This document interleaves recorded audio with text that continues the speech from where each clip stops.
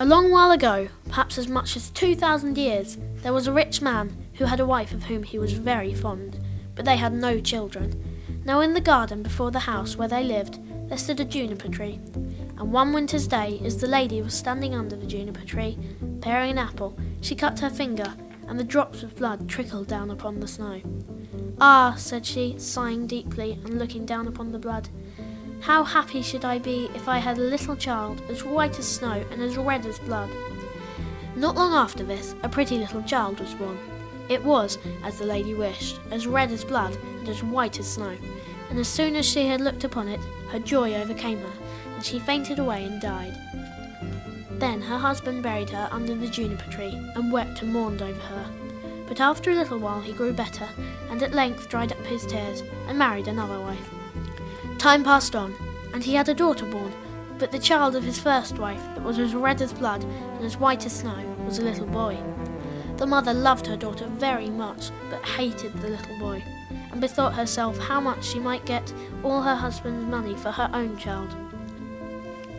Now it happened that once, when the mother was going into her storeroom, the little girl came up to her and said, "Mother, may I have an apple?" "Yes, my dear," she said, and gave her a nice rosy apple out of the chest. Now you must know that this chest had a very thick heavy lid, with a great sharp iron lock upon it. "Mother," said the little girl, "pray give me one for my little brother too." Her mother did not much like this. However, she said, "Yes, my child, when he comes from school, he shall have one too." When the little boy came to the door, this wicked woman said to him with a kind voice, "Come in, my dear, and I will give you an apple." "How kind you are, mother," said the little boy. "I should like to have an apple very much." "Well, come with me then," said she. So she took him into the storeroom and lifted up the cover of the chest and said, "There, take one out yourself." And then, as the little boy stooped down to reach one of the apples out of the chest, bang! She let the lid fall, so hard that his head fell off amongst the apples. When she found what she had done, she was very much frightened, and did not know how she should get the blame off her shoulders. However, she went into her bedroom and took a white handkerchief out of a drawer, and then fitted the little boy's head upon his neck and tied the handkerchief round it so that no one could see what had happened, and seated him on a stool before the door with the apple in his hand. Soon afterwards, Marjorie came into the kitchen to her mother, who was standing by the fire and stirring about some hot water in a pot. "Mother," said Marjorie, "my brother is sitting before the door with an apple in his hand. I asked him to give it to me, but he did not say a word, and looked so pale that I was quite frightened." "Nonsense," said her mother. "Go back again, and if he won't answer you, give him a good box on the ear." Marjorie went back and said, "Brother, give me that apple," but he answered not a word. So she gave him a good box on the ear, and immediately his head fell off. At this, you may be sure she was sadly frightened, and ran screaming out to her mother that she had knocked off her brother's head, and cried as if her heart would break. "Oh, Marjorie," said her mother, "what have you been doing? However, what is done cannot be undone, so we had better put him out of the way, and say nothing to anyone about it. My mother slew her little son. My father thought me lost and gone, but pretty Marjorie pitied me, and laid me under the juniper tree, and now I rove so merrily, as over the hills and dales I fly. Oh, what a fine bird am I!" Now it happened that his father and mother and Marjorie were sitting together at dinner. His father was saying, "How light and cheerful I am," but his mother said, "Oh, I am so heavy and so sad. I feel just as if a great storm was coming on." And Marjorie said nothing, but sat and cried. Just then the bird came flying along and perched upon the top of the house. "Bless me," said the father, "how cheerful I am. I feel as if I was about to see an old friend again." "Alas," said the mother, "I am so sad, and my teeth chatter so, and yet it seems as if my blood was all on fire in my veins." And she tore open her gown to cool herself.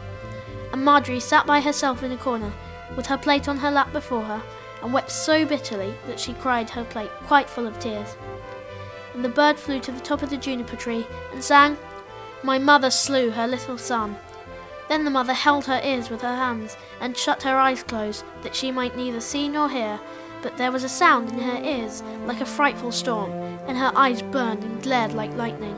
"O wife," said the father, "my father thought me lost and gone.